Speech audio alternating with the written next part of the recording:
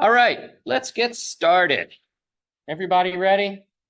Great turnout. I mean, I knew mortgages was a thing, but oh my God, look at everybody in the room. How many we got online? About 13 online. All right, pressure's on for Professor Kemplin. Let's see if we can get through mortgages. All right, first question, what is a mortgage? Simply stated, a mortgage is an interest in real property that serves as security for an obligation. Now, I know exactly what you are thinking right this second. That sounds like Title IX secure transactions. Or is that really what you're thinking? All right, that left you flat. Anyway, yeah, so if this is the way a mortgage is defined, this is really hard to understand. So let's make it a little more simple. What is a mortgage? A mortgage is merely an agreement between you and a lender, usually a bank, but it doesn't have to be a bank. It could be a personal, individual lending money. It could be a company lending money, but a lender, usually a bank. You borrow that money. There's an agreement between you and that lender, giving the lender the right to take your home or your piece of property if you don't pay them back. Right? So we've already talked about secure transactions, where secure transactions is very similar. If I don't pay you back, you can take this thing, my car, my computer, my furniture. Well, a mortgage is the exact same thing, except it's for real property.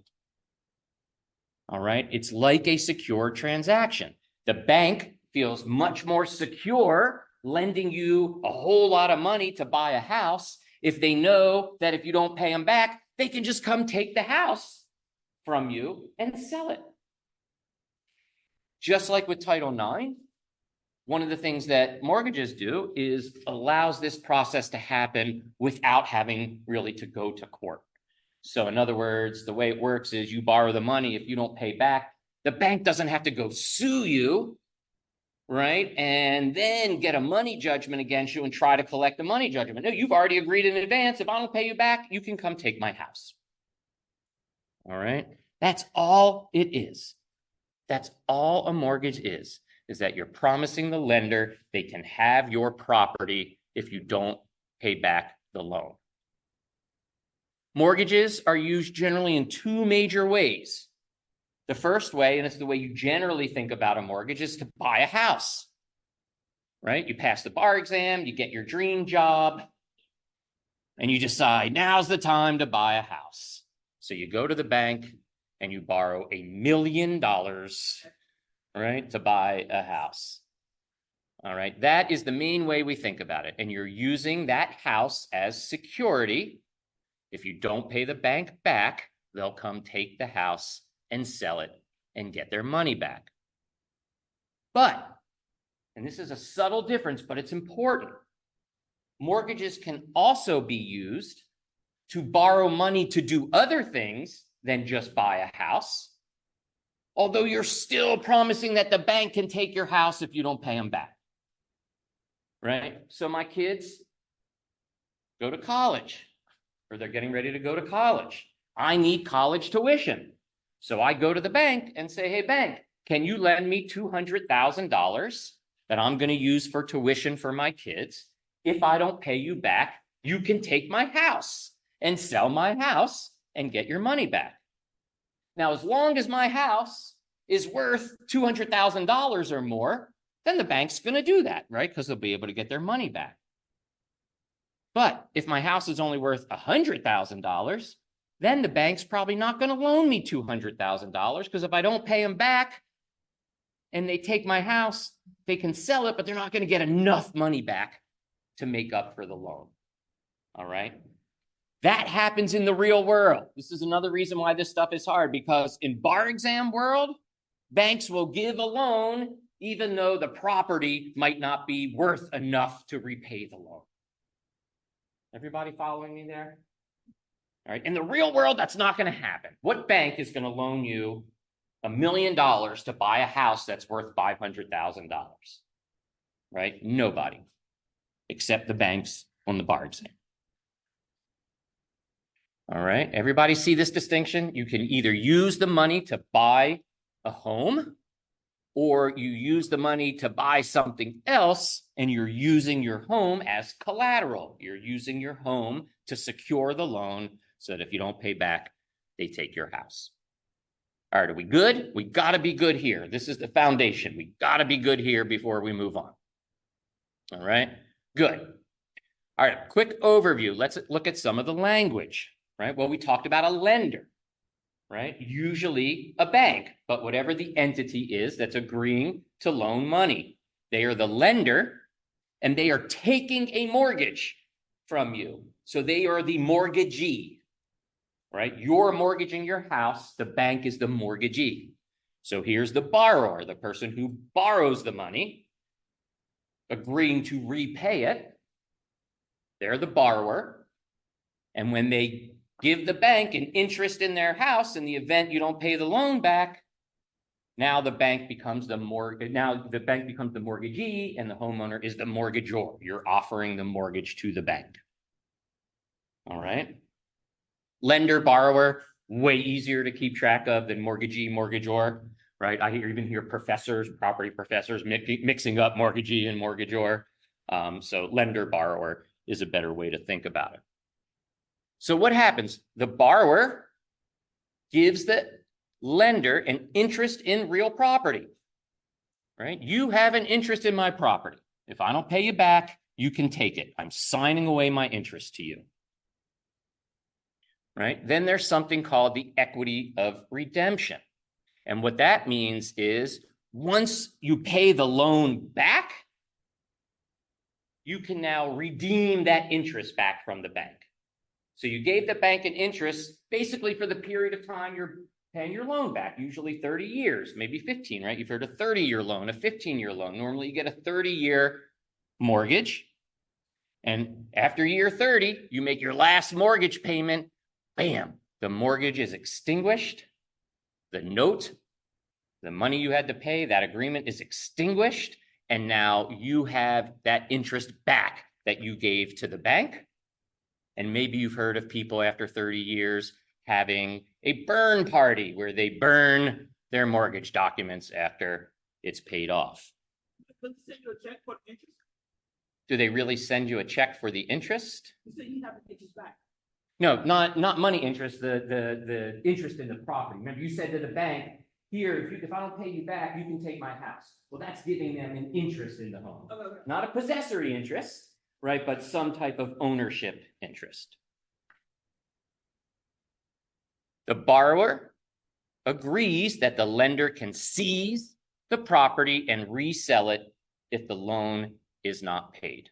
That's just what we've been saying this whole time. I'm going to say it a million times. Remember, when you're giving an interest in land to anybody, including the bank for a mortgage, it's got to satisfy the statute of frauds. You're giving an interest in your property to the bank. Again, not a possessory interest. The bank can't come and live with you, right? But they have sort of this ownership interest in the home that they can take it if you don't pay the bank back. But make sure you see a writing. There could be a question where they're trying to say there's a mortgage and all of this, but it wasn't in writing. The interest wasn't done in writing. That's going to fail the statute of frauds. By the way, this is one of the reasons you might be seeing contracts MBEs and property MBEs that you're not really sure whether it's property or contracts, because you can see there are contractual issues involved with mortgages and the contract for sale of home and so forth. All right, we good here? Yeah.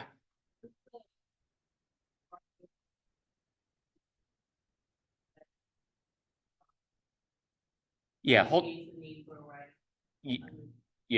that thought. I think we're going to get there. All right, hold that thought. All right, this is really important in helping you kind of understand how all of this works, and probably not a distinction that your bar vendor made as clearly as I'm going to make it. There are two main parts to a mortgage. There's the promissory note. All right, you can be thankful that negotiable instruments is a subject no longer tested on the bar exam. You would learn about promissory notes in that class. A promissory note is basically just a piece of paper where you say you agree to pay somebody back a certain amount of money by a certain date. All right, kind of like, almost like a check. But a promissory note, so you're signing a promissory note with the bank. It's basically part of the big contract you're doing, but you're signing a promissory note to promise to pay the bank back. By the way, remember, banks helped to write all of these laws. The banking lobby is strong. So when in doubt, the bank is going to win. All right. And the reason I say that is it's really hard for this promissory note to go away. The promissory note's going to stick around even if the rest of the mortgage goes away. Because the bank lent you money, they're not letting you off the hook so easy. You've got that promissory note that you signed, right? So regardless of this aspect of the bank being able to take your home and sell it, the mortgage part of it, you still owe the bank the money you borrowed. All right, remember that. We're going to come back to that. Then there's the mortgage agreement itself. That's the agreement that says the bank can have your property if you default on the loan. All right, miss a payment, don't make payments, that kind of thing. Sorry, it just means a note. Note bene, just an important note. All right. Those are the two parts of a mortgage.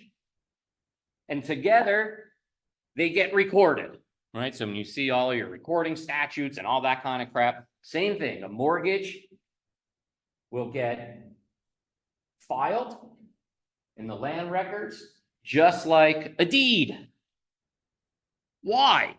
Recordation is all about notice, right? So the whole idea is when a bank gives you a mortgage, or when the bank takes a mortgage, right, and lends you money, they want to file that to put the rest of the world on notice that you owe them money and that they have an interest in your house in the case you don't pay them back. That way, if you go to sell the property to somebody else, or more importantly, go to get a second mortgage, which we'll talk about in a minute, the bank or the lender who's going to give you that second mortgage can go in the records and see you already have a first mortgage on the property.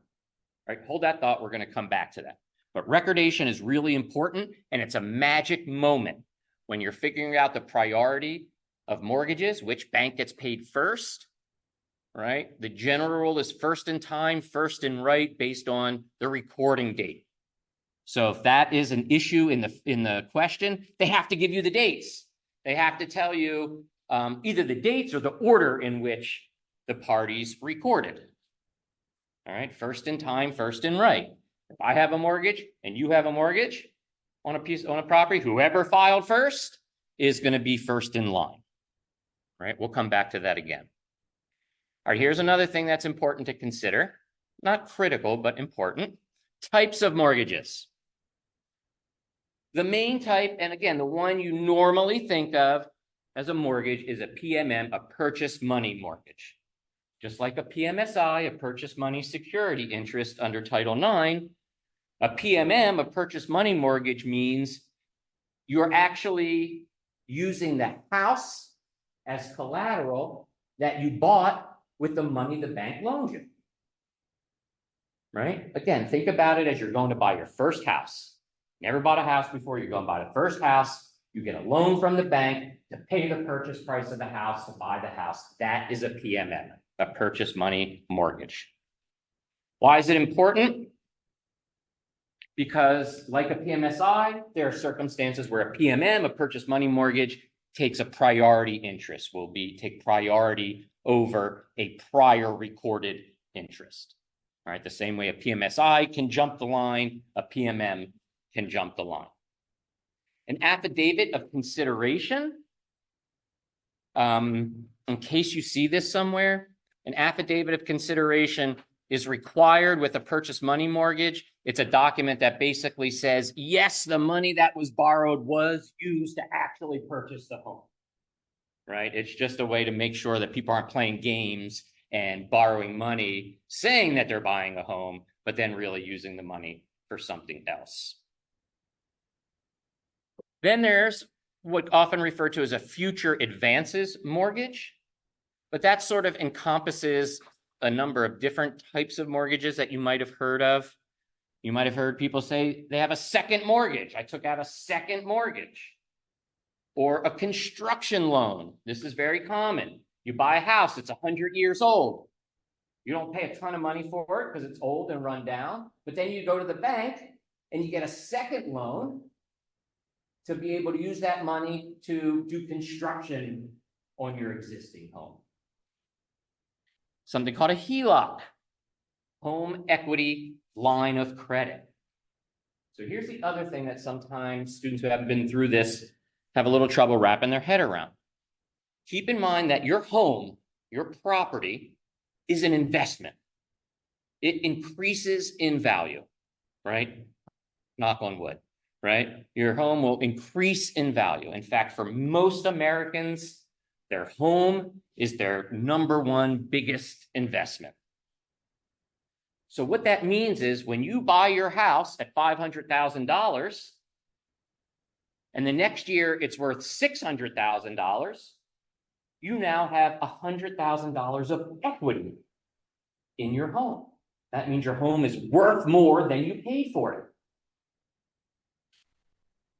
So that means if you get your first mortgage, your purchase money mortgage, right? Like my wife and I did, let's say, and then 18 years later, we have to borrow money for college tuition, we would do that using a future advances mortgage, right? Let's say we paid $500,000 for our home, and 18 years later, we only owe $200,000 on our mortgage. Our house is still worth $500,000, so we have $300,000 in equity in our house. And we say to the bank, hey, loan me $200,000. And they say, fine, because if you don't pay me back, I'm going to sell your house. I'm going to get $600,000 for it. And that'll be able to pay back our loan, and then you'll get some money back at the end. All right, so this is generally a loan used against your house, used for other purposes. But remember, we say against your house because your house has a value in it. Not right away. If you have a $500,000 house and you pay $500,000 for it, right, you have no equity in the house. No bank is going to loan you money against any additional equity in the house because you don't have any.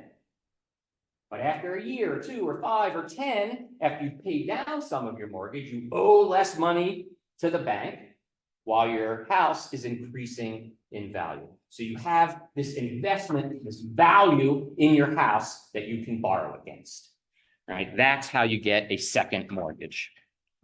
Does that make sense? Everybody see that? And it's why there are multiple mortgages on, it can be multiple mortgages on any given piece of property. You get into financial straits. Oh shit, my tax bill was way more than I expected. All right, I gotta go to the bank and borrow some money to pay my tax bill. All right, bank, if I don't pay you back, you can take my house. Then there's something called an equitable mortgage. You might not see this term, but the way this would get tested, like on an MBE question, is where somebody actually gives the deed to their home to somebody and says, hey, hold on to this. Give me you lend me $100,000. Here's the deed to my home. If I don't pay you back, you have my deed, right? You just take the home. Well, be careful in an MBE question. What they're trying to test is, did I just give my property to Oronita? Was that a grant? Or is this an equitable mortgage? Was I giving it to her to hold on to until I paid the debt off, right? And then she would give it back to me. If I don't pay the debt off, then she already has the deed to my house. All right, so the idea with an equitable mortgage, under the facts, you see somebody giving their deed as a promise to repay the loan or security to repay the loan, not as a grant giving it to the person. All right, and when there's a question about that, whether it was a grant or an equitable mortgage, the court is going to lean towards an equitable mortgage. Okay, yeah. In that spectrum, what is the difference between like the interest or the right of the parties if it's a grant as opposed to this type of mortgage? Yeah, so the question is, what's really the practical difference between a grant or an equitable mortgage? If it's a grant, bam, I just gave you my property. You own my house. If it's an equitable mortgage, You don't own my house yet. You only own it if I don't pay you back, if I default on the loan that you gave me. What interest would that person hold? The same interest as a bank and as any lender.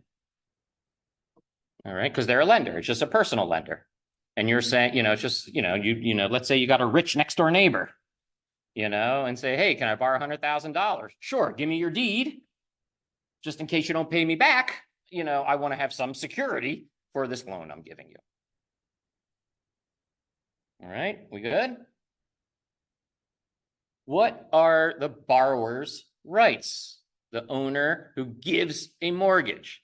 They get full possession, right? So when we talk about interest, giving an interest to the bank, it's not a possessory interest, right? The banker's not going to come sleep in your basement. All right, you get to possess the home, but they have this ownership interest in the event you don't pay back. You can sue for damages from a third party, right? So your next door neighbor's tree falls on your house, you can sue them for damage to the real property, to your house. You can convey the property. You can sell the property. But remember, the mortgage is attached to you, not really the property, right? As is the promissory note. So you have a mortgage on your house. Bank of America lent you money. You're paying off your mortgage month over month. Then you go and you sell your house. Fine. You sell your house. You get $500,000 check from the seller. You still owe the money on your promissory note to the bank. Right? Then we have to figure out what happens with the mortgage. You've got this, you still have a mortgage. You still have a promise to pay the bank. And if you don't, they have the right to come get your house. This is where things get tricky and we get into bar exam world and you go, how in the hell can that really happen? Because we're in bar exam world where somebody buys a piece of property from you, even though it has a mortgage on it. You no longer live there, but you still have to pay the mortgage because it didn't get paid off. All right. Well, I'm going to show you an example of this in a minute. And you go, oh, okay, I see. Yeah. Well, hold it. I'm going to come back to it. All right. I'm going to come back to it. All right. You've probably seen questions that talk about assumption of the mortgage or subject to the mortgage. Have you seen this? Taking subject to or assuming the mortgage. And you're like, what the hell is the difference? Well, let's get this straight so you won't get these questions wrong. When you assume the mortgage, or when the borrower, or when the buyer assumes the mortgage, what that means is the borrower sells the property to the buyer, and the buyer agrees to assume the mortgage. Hey, I know that you have a mortgage on that property. I'm going to assume that mortgage. I'm going to take it over from you. Right? When that happens, and you have to see facts in the fact pattern, the facts have to tell you that the buyer assumed the mortgage because it's an affirmative step. It doesn't happen by default. In fact, by default, there is no transfer of the mortgage, right? By default, the mortgage stays with the original owner. But if the buyer says, sure, I'll assume your mortgage, then the buyer now has primary responsibility to pay the mortgage. If they don't, and the new buyer defaults, then the original owner becomes secondarily liable. Why?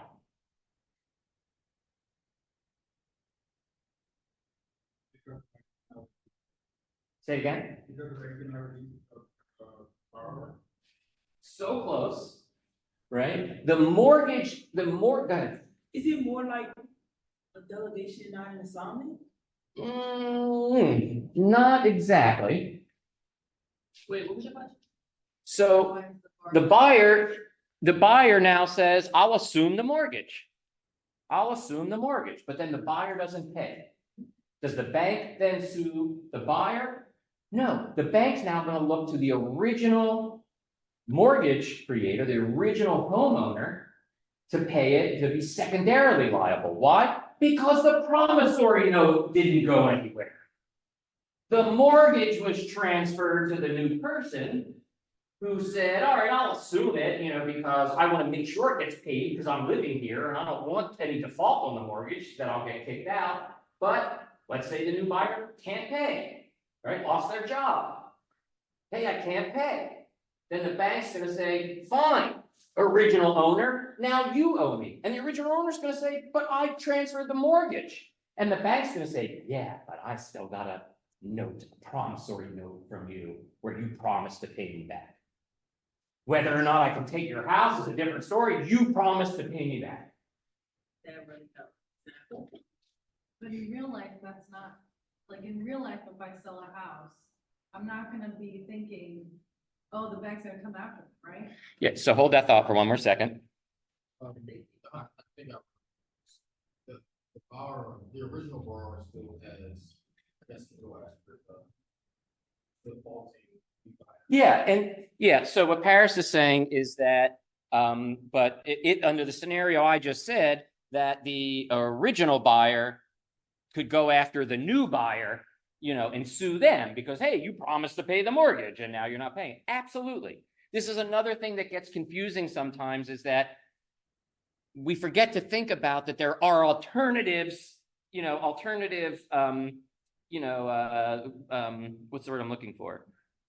Remedies. Yeah, there are alternative remedies, right? Yeah, the new buyer gets kicked out of the house, but they can still sue because they have a contract with the other buyer, right? We're just talking here about the mortgage and the promissory note, but keep in mind, there's all kinds of regular contracts that are involved in all these deals also, and you can often sue on the contract, right? So just because somebody's getting screwed in the scenario doesn't mean they don't have an alternative remedy. And that's why sometimes we don't think about that. And you're just like, well, this isn't fair. This person's stuck. No, they can still sue. All right, and we'll see some examples of that in a minute. Versus taking subject to the mortgage. If you take subject to the mortgage, then you are not liable on the mortgage at all. The borrower does not transfer the mortgage and the buyer is not liable primarily or secondarily. But if the original borrower defaults, then the home can still be foreclosed on and seized, and the new buyer gets kicked out. This is one of the things that students have a really hard time wrapping their head around. Right? Why would anybody do that? Why would anybody buy a piece of property that has a mortgage on it, take subject to that mortgage, and risk that the original mortgagor doesn't pay, the house gets foreclosed on and seized, and they get kicked out? And you go, well, who would ever do that? Bar exam world. Nobody would ever do that. Because what happens in the real world? In the real world, when you buy a piece of property, you have a closing. You go to on a certain or a settlement, right? Everybody heard of this? A settlement, right? Title attorneys. This is their job. This is what they do.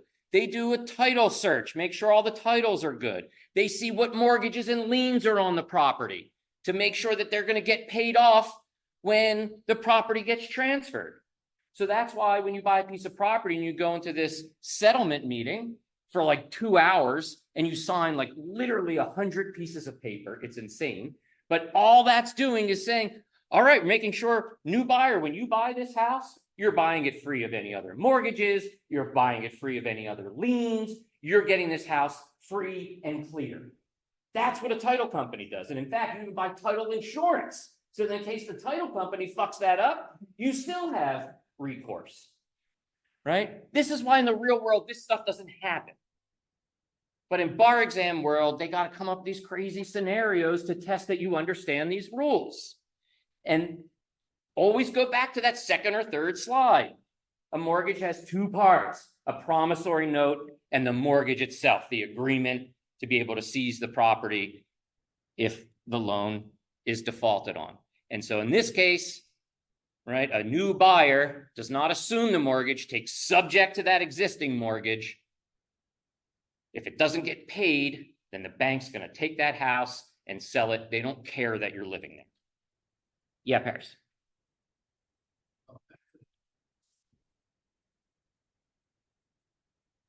Sorry, is it true that you can like implicitly assume a mortgage?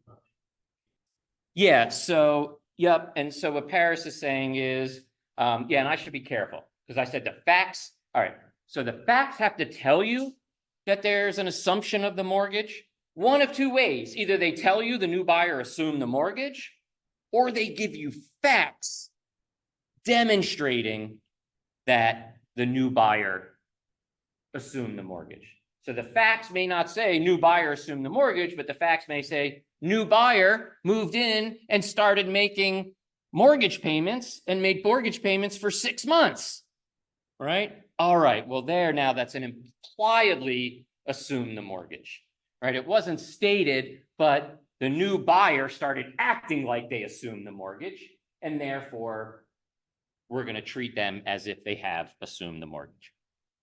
All right, good question. We good? That clear up some stuff? What's that? Oh, thank you. For equitable mortgage, sorry, Amelia, for equitable mortgage, doesn't there need to be some clear and convincing evidence that was intended to secure the mortgage? Yeah, that's what you're looking for. Ideally, you're looking for that clear and convincing evidence that was intended to secure a mortgage. But if the evidence is not clear and convincing, but it's a questionable, then the courts are going to lean towards equity in an equitable mortgage rather than finding a grant, right? Because giving your property away, that's a pretty significant step. So if it's not 100% clear that you intended to give it as a grant, they're likely going to treat it like an equitable mortgage. The bank will look at the original homeowner unless the bank has waived the responsibility of the first buyer. That's exactly right, Khadija. So what Khadija is getting at is that when a new buyer comes, right, if the bank agrees for the new buyer to actually have the mortgage, not just assume primary responsibility to pay it, but literally transfer the mortgage into the new buyer's name, that's fine, but that's essentially a novation, a new contract. That's ripping up the contract with the original buyer and doing a new mortgage contract with the new buyer, right? And that's possible, but again, the facts will have to tell you that. And well, no, because that would all get transferred. The promissory note and the mortgage would be, extinguished, and that would all move to the new buyer. That's what happened. And that's what would happen, and that's what would happen in real life. Well, no, what happens in real life is you buy my property, you buy my house, right? When we go into closing, whatever money you've borrowed from the bank to buy my house, you give to me so I can pay off my mortgage. I still have to pay off my mortgage. Well, really what I'm doing is I'm paying off the promissory note. And once the promissory note is paid off, the mortgage agreement is extinguished. And then you're getting a new mortgage from a different, maybe from the same bank, but you're getting your own mortgage to pay me the money to pay off my mortgage. All right. So generally, no, banks are not generally just moving mortgages around, right? They put you through a million paces before you can get a loan, right? They're looking at your financial history. I mean, all kinds of stuff. So banks are very, very, well, years ago, right? You remember the housing bubble and the housing crisis. That's because the banks were giving away mortgages like they were candy, right? Now, not so much. Exactly. They give you, yes, exactly. Exactly. Ben was saying that's when they give you $1 million for a $500,000 house. Yeah, those kind of things happen. All right. So what rights does the lender have? Well, the lender can transfer or sell the mortgage, right? This is a crazy thing that's happened in the last number of years and part of what led to the mortgage crisis. And that was banks were selling their mortgages to other banks, but these mortgages were not healthy, right? Oftentimes the banks were giving mortgages, lending money to future homeowners who just couldn't afford to pay the mortgages that they were getting. And after a few years, they just, kind of defaulted. Some of these big banks got stuck holding tons of bad mortgages and they lost their shirts. But my wife and I, not that long ago, refinanced our mortgage, refinanced our home. And I think literally like a week after we closed, we got a letter from the bank saying, hey, we sold your mortgage to this other entity. I mean, it's insane.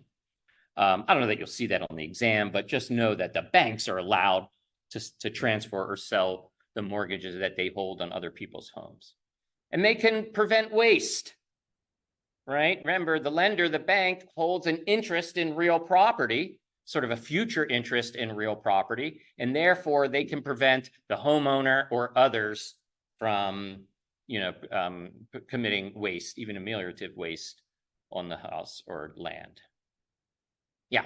With the selling the mortgage or transferring it, does the bank also transfer the promissory note with you? Yes. So the question is, when they sell the mortgage, are they also transferring the promissory note? And absolutely. So we now, so now that, I forgot might have been Bank of America. I don't know who our original loan, was with. We made our very first payment to Bank of America, right? And then our next payment was to, what do they call it now? Like Mr. Bob's Mortgage Company or something stupid like that. It's really Mr. something. I can't remember what it is. Yeah. Question. Oh, Say it again. In the South Park episode Paris was saying, if you really want to learn this, there's a South Park episode that that plays it out very clearly. All right, terminating a mortgage. Oh, Terry, you had a question? yeah. Does that require a novation? And so not in, I don't know if I should be asking this in real life or whatever, but real life or MBE world, it doesn't require a novation to remove, bank XYZ for ABC. We just sign off on it, and they are a case in point. I bought a property, and before my first mortgage payment, they had already sold it, and then turned around 3 months later, they sold it again, and I'm saying, well, hey, hold on, where's my shirt? Let me, because they just kept selling it, and I was like, well, who do I pay? So where do we have right in that, or how do we? I know we get a notification only by mail of, hey, you pay this person now. So state your question again. I was having a little trouble hearing it. Do you pay? Yeah. How does the buyer agree to the new mortgage holder? Yeah, they don't have, well, the buyer has already agreed to allow the bank to transfer the mortgage by virtue of the contract language. So your contract with the bank, your mortgage agreement with the bank is going to give them a right to sell it or transfer it. Is that what you meant? Yeah, yes, sir. Yes, sir. Thank you. Good, of course. All right, terminating mortgages. How do we get rid of a mortgage?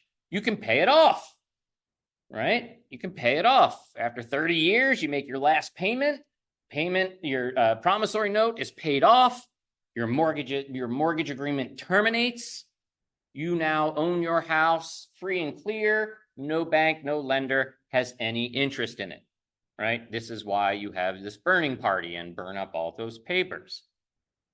All right. Or there's something called deed in lieu of foreclosure. Right, we're going to talk about foreclosure in a minute. Foreclosure is the process that happens if you default on the loan, you stop paying, and the bank comes and forecloses on your home, basically takes it and sells it at auction. If you want to avoid all that, then you can just sign over the deed to the lender.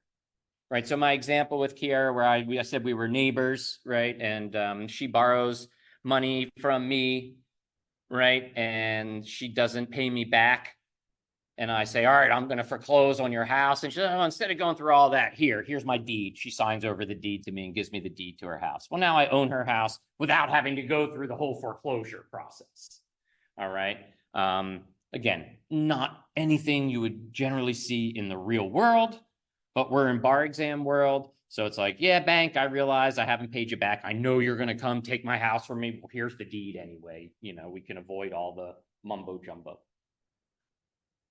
Is that borrower? Right, so the borrower deeds the real property to the lender. If they don't, so if the borrower doesn't pay the lender back, defaults, right? And the lender says, hey, Victoria, I'm coming to foreclose on your house. And you go, well, instead of doing all that, here, Bank of Neil, here's the deed to my house, right? So I can either get you, if you default on the loan to me, I can either take your house through foreclosure, the foreclosure process, right? And take it and sell it at an auction and all that, or you can just give me the deed. Okay. The borrower is the mortgagee. Or is it- No, the bar, you're right. You're 100% right. She's 100%. Is this what you meant? Yes, this should be mortgage or, if that's what you meant. Yes, sorry. All right, I'm gonna send you all my stuff to proofread from now. All the way It should be. The borrower is the mortgagor. The borrowee, the lender, is the mortgagee. Right? So if you do a deed in lieu of foreclosure, you don't have to go through the whole foreclosure process. All right. But remember, there might be multiple mortgages on the property. And so even though you give the deed over, that doesn't mean the other mortgages go away. All right, we're going to see more about that here in a minute. The other way to terminate a mortgage is through foreclosure, right? And that's likely what you're going to see on the bar exam, because that's how they contest all the rules and stuff associated with that.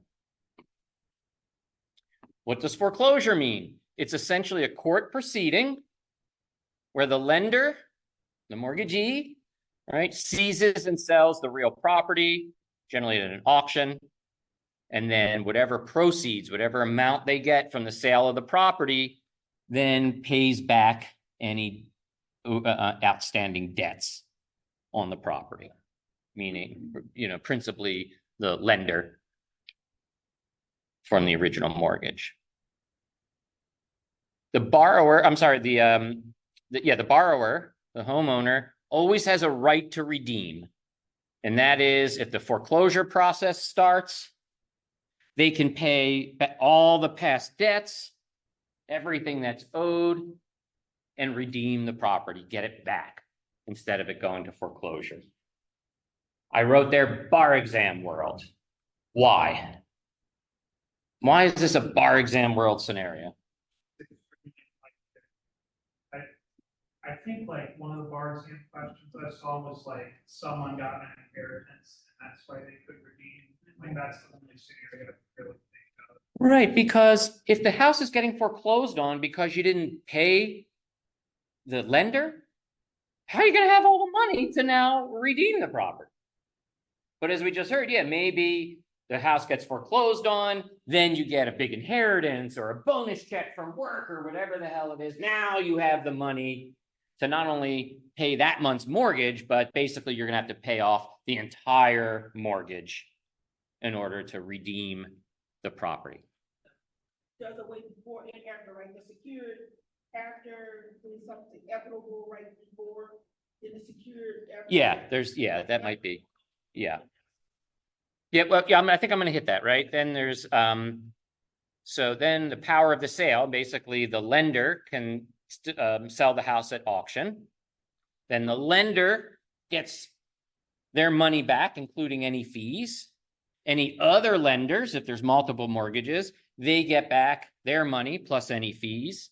If there's anything left over, then that goes back to the borrower.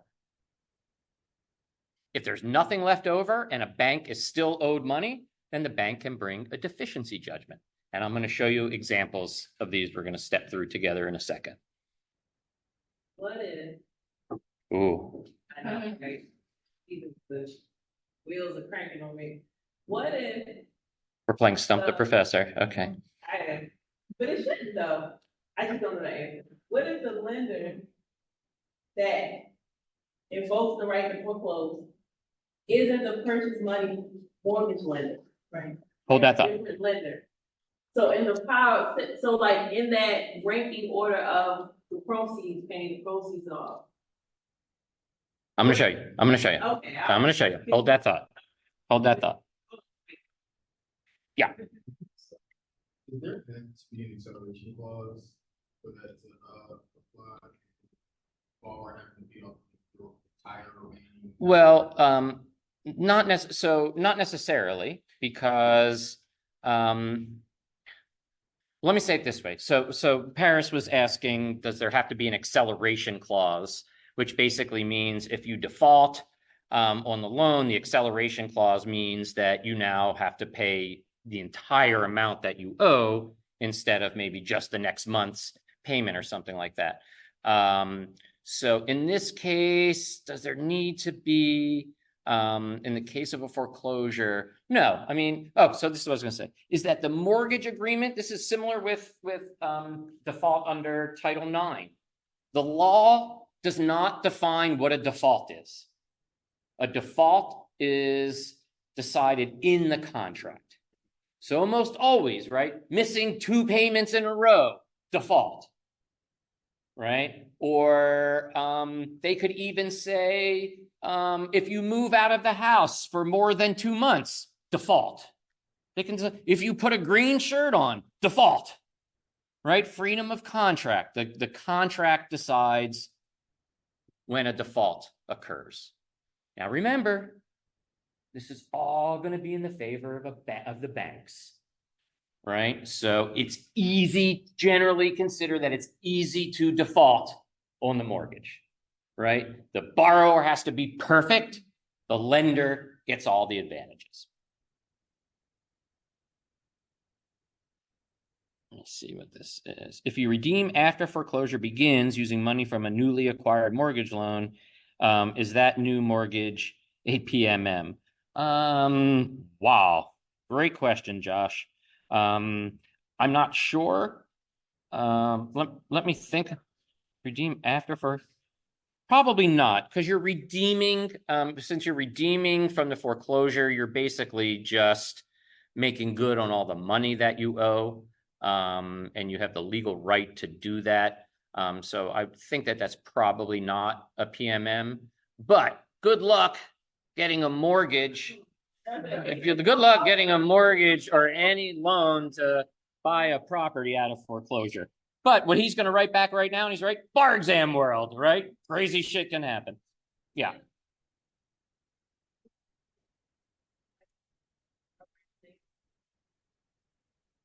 Yes, as long as the money that's being borrowed is used to buy the home that's being used as collateral, it's a PMM. Doesn't matter who the lender is. A bank, an individual, a corporation, doesn't matter. All right. Good. All right, so let's look at some examples here of foreclosure. Owner buys a house for $250,000. Owner gives a $200,000 mortgage to the bank. So basically the bank now is due $200,000 over the next 30 years from the owner. Owner defaults, right? Misses 2 payments, puts on a green shirt, whatever it is defined as default, defaults on the loan. They still owe $150,000 to the bank. Bank forecloses, right? By power of sale, I'm going to take the house and sell it. They go to the auction. The house sells for $175,000, right? They bought the house for $250,000. It's only selling now for $175,000. This is not normal. We're in bar exam world, right? Unless the house is in Detroit. That might have happened in Detroit. I don't know. Distribution. What happens here after foreclosure? The bank is going to get their $150,000 back, and the mortgage is extinguished. The mortgage and the promissory note is extinguished, right? It's paid off. But there's $25,000 left over. So that's going to go to the owner, the original owner of the house. All right? Because they still own the house. They have the value in the home. They just owed $150,000 to the bank. The bank got paid. They get to keep the $25,000 left over. Everybody see that? Buyer owns the property free and clear. Let's look at example 2. Owner buys a house for $250. So, wait, The buyer at auction, right? The new, right. Okay, I was like, in other words, the mortgage is paid off. There's no mortgage to assume or take subject to. So the buyer owns the property free. The buyer at auction owns the property free and clear. Right, they pay, yeah, at auction you pay like $175,000.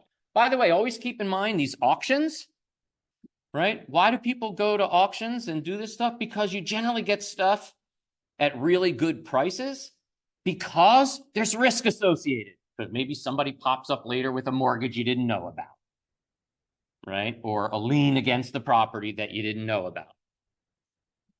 Anyway, here's another example. Owner buys a house for $250. Gets a $200,000 mortgage from the bank. Owner defaults, still owing $150,000. Bank forecloses.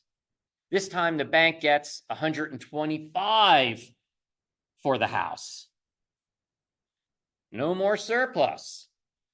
The bank is going to get their $125,000 because that's all there was. The mortgage is extinguished, but the owner now has a $25,000 deficiency judgment. Why? Because the bank still has the promissory note. The mortgage got extinguished because it was, you know, when you go to foreclose and it's sold at foreclosure, boom, the mortgage goes away, but the promissory note is still there, and they still owe the bank $25,000. We call that a deficiency judgment. The buyer at auction still owns the property free and clear. Yeah. It's just this. Yep. A deficiency judgment, that the amount of money the bank got was deficient. Somebody's got to pay up. Well, who owes them the money? The party that signed the promissory note. They have to pay that deficiency. That's why I say promissory note's not going to go away. No matter what happens, right? The bank is going to get the money that they were promised. All right. Yeah, they might have to go to court to get a deficiency judgment. Yeah, I'm not sure if that's just part of the process or not. That's like a real world lawyering question. All right. Hold on, Terry. Let me kind of get through some of this. Multiple mortgages. Here's where the rubber meets the road. What happens when there's more than one mortgage on the same real property? Here's an example. In 2013, my wife and I bought our first home. We got a PMM, a purchase money mortgage. We used the money we borrowed from the bank to buy the house that we gave the bank an interest in. Purchase money mortgage. Paying our mortgage over 10 years every month. 2023 rolls around and Lexi needs to go to college. So I go to the bank to borrow money for tuition. They say, great, how are you going to secure this loan? I'll give you a mortgage on my house. If I don't pay you back this loan, you can take my house. Maybe I went to a entirely different bank. We got our purchase money mortgage with Bank of America. We got our second mortgage in 2023 with Wells Fargo. Right? This is how we have multiple mortgages. It makes sense. There's a reason for it. Some people have 3 mortgages on their home. What's the problem? What happens if the borrower defaults on one or more of the mortgages?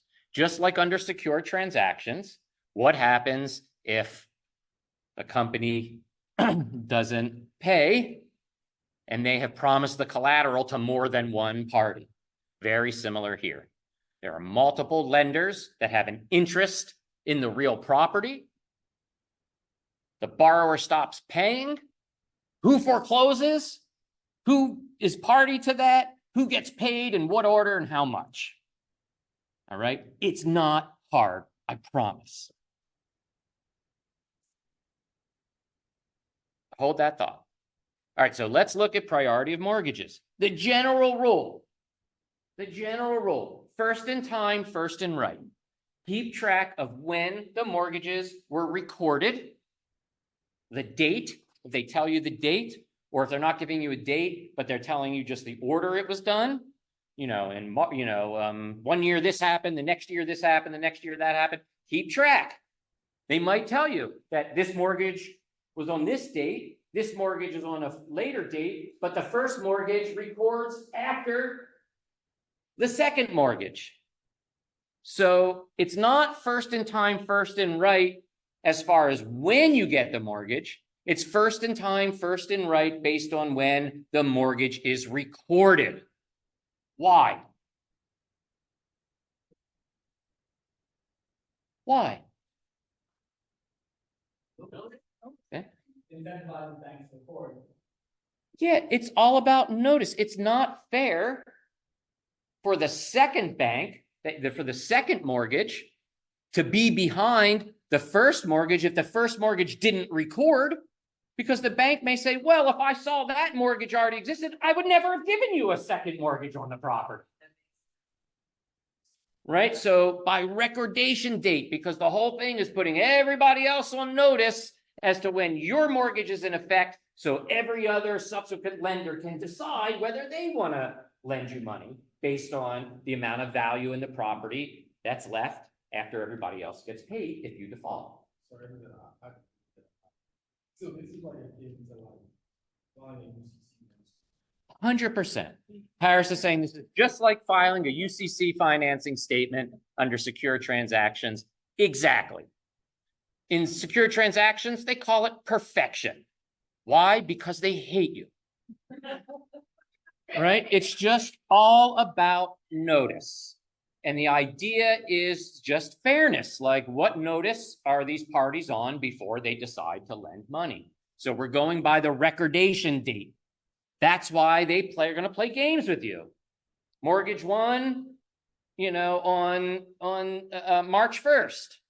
Mortgage two on March 15. On April 1st, mortgage one record. On April 1st, mortgage two records. On April 15, mortgage one records. Mortgage two is going to be the senior mortgage. Even though it came about second, they recorded first. All right. If you don't record your mortgage, it's like it doesn't exist. Doesn't mean it's not enforceable, but it just means it's not going to get any priority order because you didn't let the world know that you have it. And that's just not fair. Does that count even if the first mortgage that hesitated to record is a purchase money mortgage? Yes. The other one is a line of credit mortgage? Yes, this applies even to PMMs, purchase money mortgages, but there is a preference that PMMs get, and I'm going to show it to you in a minute. All right. Let's get our vocabulary down. A senior mortgage is one that gets recorded before another mortgage, right? You have to look at them all relative to each other, right? You look at them relative to each other.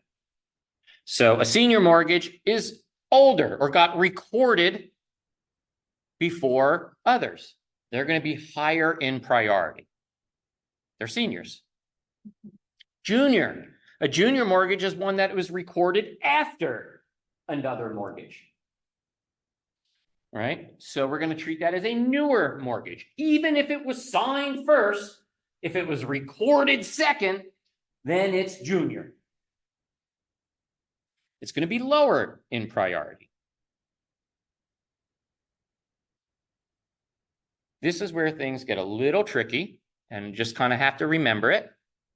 If a senior mortgage forecloses, right? Or let's say when a mortgage forecloses, you compare it to any of the other mortgages, right? And it is senior to any of the mortgages that were recorded after it. If a senior mortgage forecloses, all junior mortgages have to join. They're considered necessary parties. They must join. You can't resolve the foreclosure of the senior mortgages without the junior mortgages being joined. When that happens, all the junior mortgages are going to get extinguished. The mortgage is going to go away. The promissory notes may still exist, will still exist, but the mortgages go away.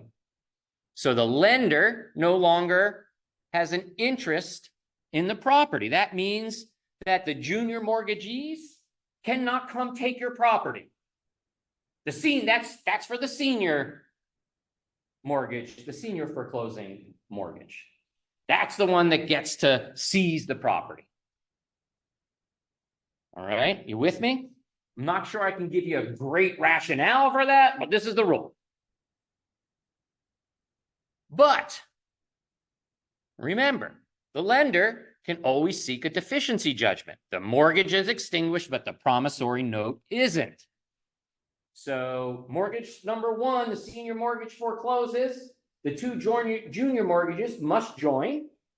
Their mortgage is extinguished. They can no longer seize your property, but they can still sue you for a deficiency if they're not going to get enough money back after the house is sold to pay off the money you owe. I'm going to show examples too. So it's basically like, if I'm the senior bank and IFRA is the junior bank, and I want to foreclose on Paris' house, and hey, I'm like the gang leader, and then IFRA is like part of my gang, like, hey, IFRA, I call dibs, I get to take Paris' house, but guess what? You're gonna be joined and you can still get paid, it's just that I'm gonna take the house if it comes to that. That's exactly correct, except I'm not sure how excited IFRA's going to be about that. Like, I don't know that she's going to feel like she's on your team because she may or may not get paid, depending, how much you're owed and how much the property is sold for. Right. So she might have been like, well, shit, just leave me alone. Like, I'm still getting paid. Right. Somebody can be paying on their junior mortgages, but not on their senior mortgage. Well, the senior mortgage is defaulted and that's going to foreclose. And then IFRA is going to say, well, what the hell? Like, I was getting paid. I was fine. Why are you making me join your action? Involuntary. Yes. An involuntary gang member. Yeah.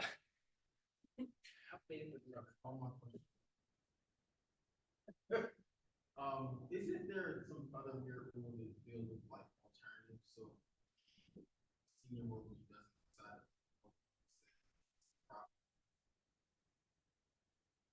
Junior lender still remains. No, that's what we're saying, that when the senior mortgage forecloses, all junior mortgages are extinguished.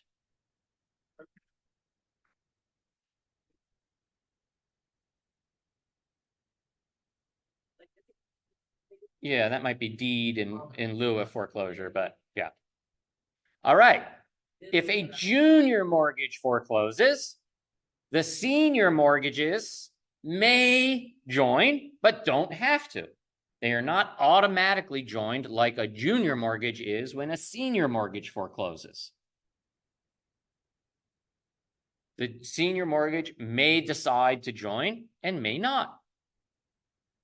But the senior mortgages are not extinguished.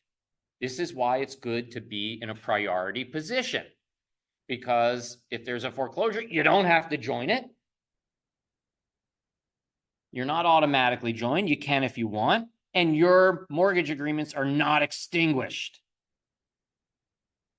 The senior mortgage still has the right to seize the property and sell it. Therefore, any new buyer, like at auction, is going to take subject to the mortgage, the senior mortgages, right? Most likely take subject to. They could agree to assume the mortgages, but at least take subject to. Why would somebody assume a mortgage? Because they might say, I'm getting a great price on this house. And I just assume the mortgage and pay the mortgage until that's off because I'm getting a hell of a deal on the house and it makes sense financially for me to assume the mortgage. Yeah, let me finish this. If a junior mortgage forecloses, the seniors may join. They don't have to. Their mortgages are not extinguished. If a senior mortgagee joins, they're going to get paid first. Remember, first in time, first in right. So if a junior mortgage forecloses and yeah, I'm gonna get my money. But then a senior mortgage says, hey, I'm joining in. Well, that big fat senior mortgage is gonna get paid first. And now maybe there's nothing left over for the junior mortgage that foreclosed in the first place. It can get tricky, right? This is why the banks want to keep track of all of this stuff. All right, let me run, before any more questions, let me run through some examples. Oh shit, got a lot of questions online. Yes, but yes, Patricia's sort of asking a real world question. Wouldn't the fees and commissions burn through that $25,000? Absolutely, right? Again, real world. Yeah, I'm having trouble following all these, but I think this question has now been answered. You can disregard. What if a junior mortgage start the process? Time of the foreclosure, maybe ask some question you're going to answer later. This time, yeah, I'm going to answer all this. So let me go through these examples. All right. All right. Here's an example when a senior mortgage forecloses. This is the easier of the two examples. Jane owns real property valued at $500,000. Jane has a bank A mortgage for $400,000. Maybe that's her PMM, right? She borrowed $400,000. She put $100,000 down. There's the $500,000 purchase price. She owes the bank $400,000. A year later, she runs into some financial issues. So she takes a second mortgage now from Bank B for $100,000. So now she's got two mortgages, Bank A for 400, Bank B for 100. Jane defaults on the Bank A mortgage. She stops paying her first mortgage. Bank A, they're senior, right? Because in my fact pattern, they recorded first. Bank A, senior mortgage forecloses. Hey, you're in default. You didn't pay me. Foreclosing. I'm going to come take your house and sell it. Bank B must join. Junior mortgage. They must join. Now, Bank A seizes the property, takes it to auction, sells for $450,000. Bank A is going to get their $450, right? Sell for $450. Bank A is going to get their $400,000. They're first in line. They're going to get their $400,000. Bank B is going to get the rest, $50,000, but they're owed $100,000. Therefore, and Jane gets nothing. Bank B has a $50,000 deficiency judgment. Bank B says, you owed me $100,000, but I only got $50,000 out of the foreclosure. Hey, borrower, you owe me $50,000 still. The mortgage was extinguished, but the promissory note was not. In this case, the buyer is going to take free and clear, right? Because the junior mortgage is extinguished, as is the senior mortgage by virtue of the foreclosure. So the buyer at auction is going to take free and clear of any mortgages. Bank A is paid off. Bank B is partially paid off, has a deficiency judgment against the borrower for the amount they're still owed. Everybody see that? That's sort of the easier of the scenarios. Now let's look at a junior mortgage foreclosure. Same thing. Jane has a property of $500,000. She's got a mortgage for $400,000, runs into financial issues, goes to Bank B for another $100,000 loan. Now she defaults on the Bank B mortgage, right? She's defaulting on the junior one, the one that came second. Bank B forecloses. Bank A may join and does, right? Bank A, the senior mortgage, says, I want in.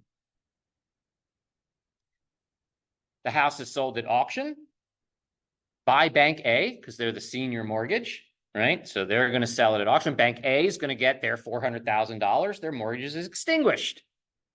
Bank B is going to get $50,000 and a deficiency judgment for another $50,000. Jane gets nothing. Bank B is still owed that $50,000. Buyer takes free and clear. So you can see when you got a junior mortgage and the senior mortgage joins, it's just like there was the senior mortgage that started the foreclosure. it depends. Well, we'll see the second example, but it just depends. And it depends on the amount of money loaned, the value in the house, how much they can sell it for, all that kind of stuff.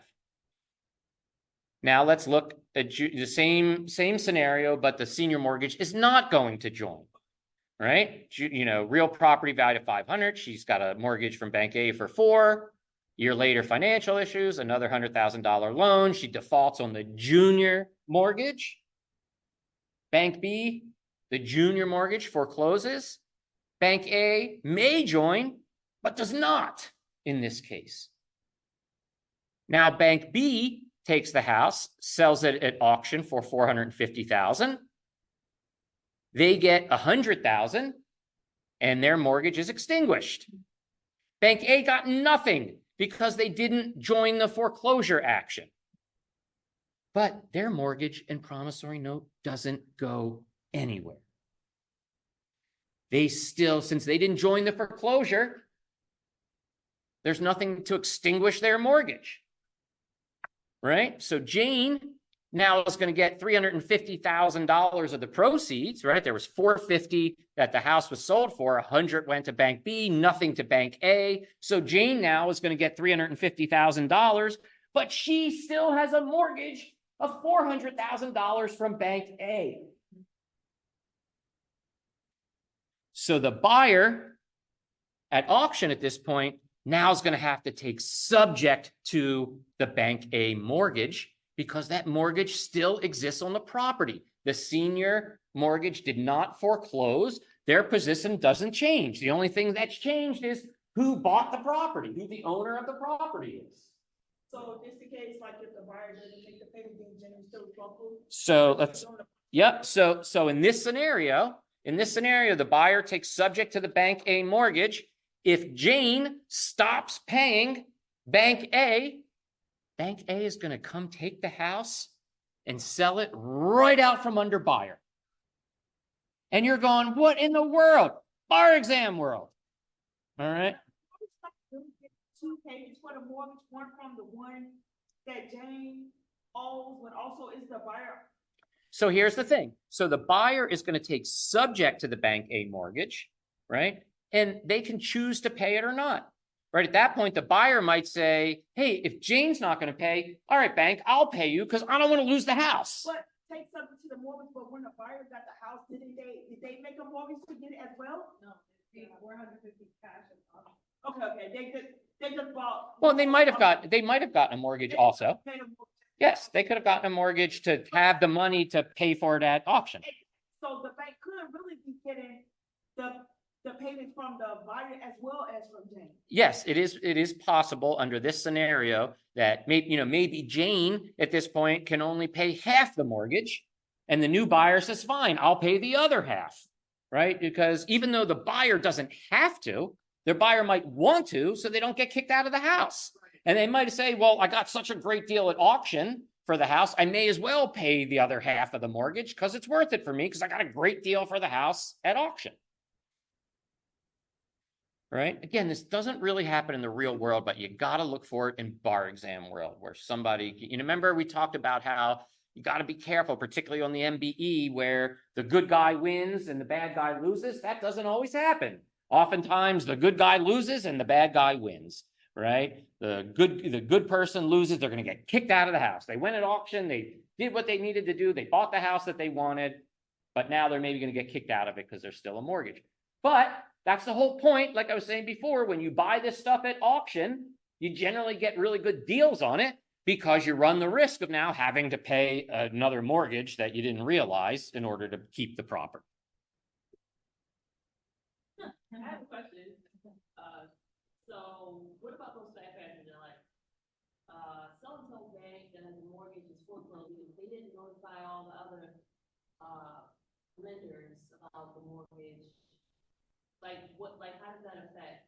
Yeah, so Kiera's asking sort of questions that, well, let me say this. I'm always hesitant to comment on how a certain question is going to go. I got to see the question.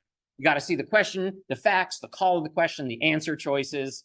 right? So it's really hard to kind of talk about that in a vacuum, but these are the concepts that apply in the analysis that you have to do. Who would notice of a foreclosure or lack of notice of a foreclosure to other lenders? Yeah, so there's lots of other rules. Yeah, so Pierre is asking about, but aren't there rules around having to give notice of a foreclosure? Yes, all of those things are the case, and those are things you're going to have to refine in your knowledge as you're doing question practice. I'm not covering all those It would pieces here. this- No, these are the rules. This is the way it works. The senior and junior vocabulary is about recordation. The junior and senior is based on recordation, the date of recordation relative to relative to other mortgages. And if a mortgage is not recorded, is it If a mortgage is not recorded, right, then it still exists, it's still enforceable, right? But it's going to end up, if it's not recorded, it's going to end up being junior to any other mortgages that come along and get recorded. still used, but it's like bottom of the barrel? Yes, Okay. yes, it's still junior because it was by definition recorded after this date, even if, even if it was never recorded, but yeah. I saw another hand up there. No, say again. It's enforceable by contract, is that what you said? Yeah, But you can still. no, it's still a mortgage, just because, remember, recordation is all about notice. Recordation does not decide if a mortgage is enforceable or not. Recordation is just about notice, right? You sign the mortgage with the bank, yes, you have that contractual agreement with the bank, but it's a mortgage agreement. They still are taking an interest in your property.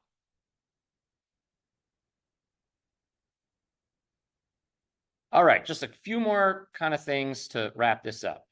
Liens, students get confused about liens sometimes. What is a lien? All a lien is a legal interest in property to secure a debt, right? A mortgage is a lien against the property. It's a legal interest in the property used to secure a debt. But there's other ways that liens can arise. Anybody ever have Judge Smolkin or anything? Liens, what did he call them? Liens, right? A statutory lien arises by operation of a statute, right? You take your car to the mechanic fixes your car, you don't pay the mechanic. They have a statutory lien, an artisan's lien, a statutory lien against your car, and they can levy upon that judgment and sell your car in order to get the amount of money that they're owed.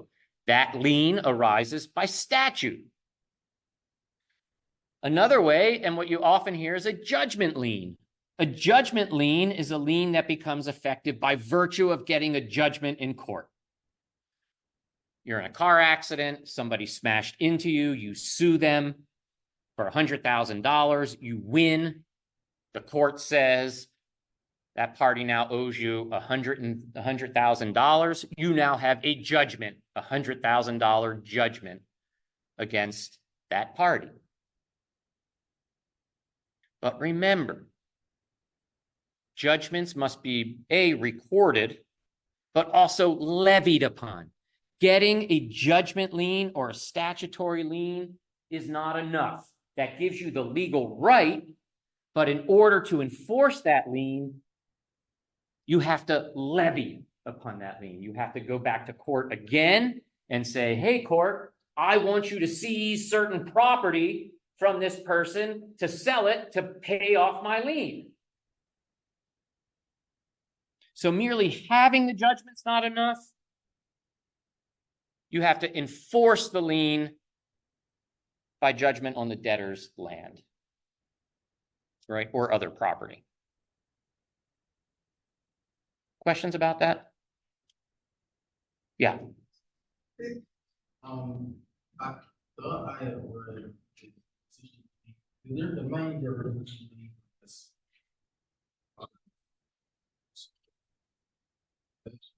that liens are voluntary. Yeah, so a secure transaction is a voluntary agreement. right? That you know, hey, you know, I'll lend you $1,000, Paris. Paris, if you don't pay me back, you give me a right to take your laptop and sell it, right? That is a voluntary agreement. If you get a judgment lien against me, it's because you sued me and won, and that was an involuntary. Yeah, I wasn't doing that voluntarily, right? Yeah. All right, priority of mortgages. A little bit more here. Our PMM, right? Remember, this is the loan that's used to buy the property that is actually subject to the mortgage. They take priority over prior liens against the buyer. They take priority over prior liens against the buyer's interest in the property. As long as they record it, right? As long as they were recorded. All right, jumps to first in right, even if it was created later in time. Let's look at an example. All right, Jane is subject to a $100,000 lien on real property in County A.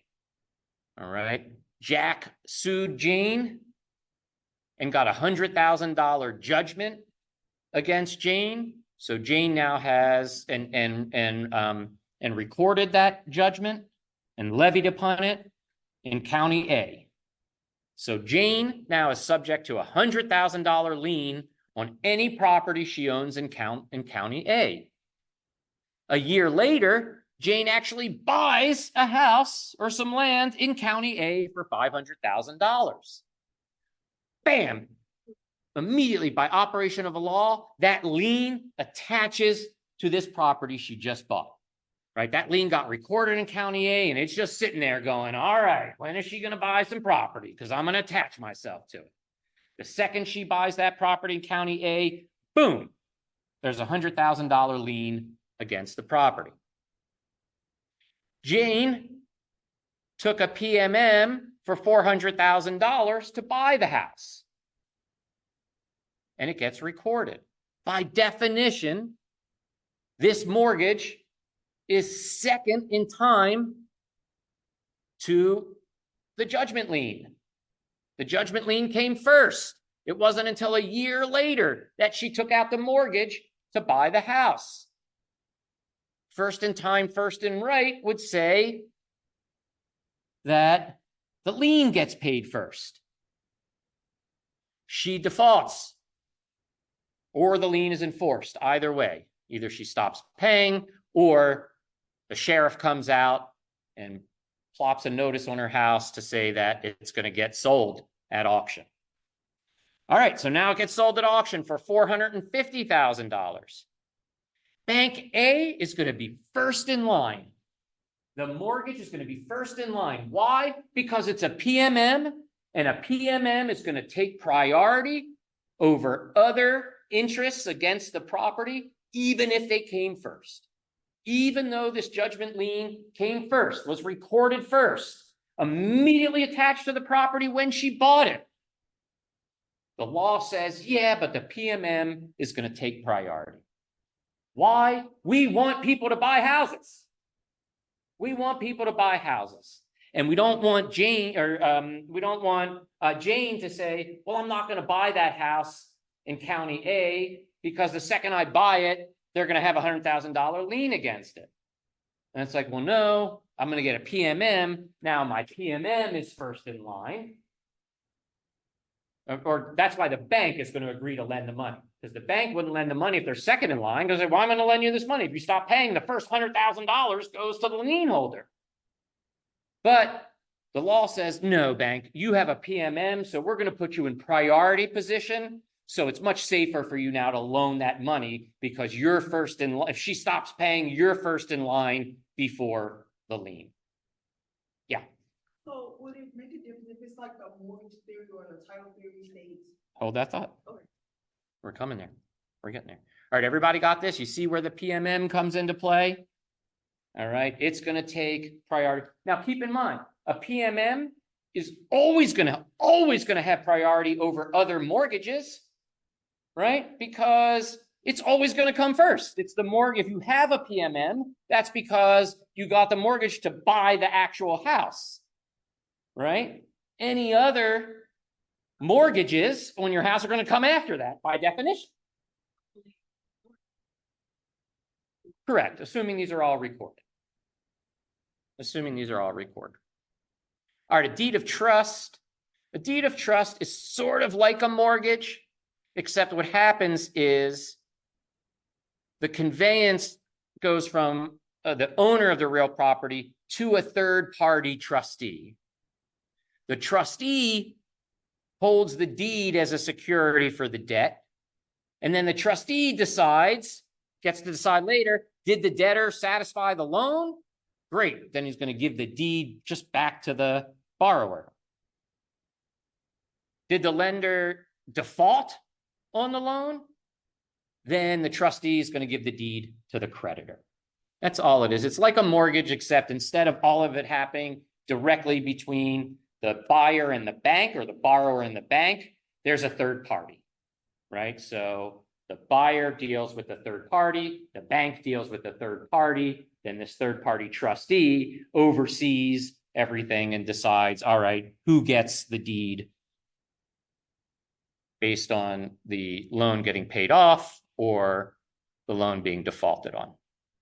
Yeah, I don't want to take any questions on this because it's minor, and we can do, ask me after class. Let's go to this lien. Yeah, I don't know that you're going to really see this much. Like they can also post, Yeah, so the deed of, yes, the trustee is going to sort of act like the bank. And so if there's a default, the trustee, yeah, would foreclose and on the house and everything. Yeah. Right, so if there's a lien on the property and the PMM takes priority. But if there's a second or third mortgage, then it's by chronological, right? With the lien in the second mortgage? Correct. Yeah. So the question is, as to a PMM and a lien, right? The PMM is going to jump priority even if it came later. But as it concerns any other liens on the property or later mortgages, then we're back first in time, first in right. Yep. Right. So everything's first in time, first in right, except the PMM gets special treatment over prior liens on the buyer's interest. All right. This is another area where students get tripped up a little bit. We're almost done here. Lien theory versus title theory. In a lien theory jurisdiction, the mortgage merely creates a lien on the real property. It will not sever a joint tenancy. Why? Because a joint tenancy, right, has to have the 4 unities: possession, interest, time, and title. Getting a lien on your property does not break any of those unities. You still have possession, you still have the same interest, all at the same time, and nothing has happened to title in the property. This is the majority rule. This is what you will assume unless they tell you that it's a title theory state. In a title theory state, the mortgage actually conveys title to the bank. So for the period of time that the mortgage is in effect, it's really the bank that owns the title, not the homeowner. Therefore, in a mortgage and a title theory state, the unity of title is broken. The title now is taken from the joint tenants and given to the bank. Therefore, the unity of title is broken and the joint tenancy gets broken. So a lien is kind of like, is kind of like a knot on the log, right? Title theory is like chopping the log in half. All right, lien theory doesn't change much. Title theory blows the whole thing up. All right. Make sense? Good. I think that was it.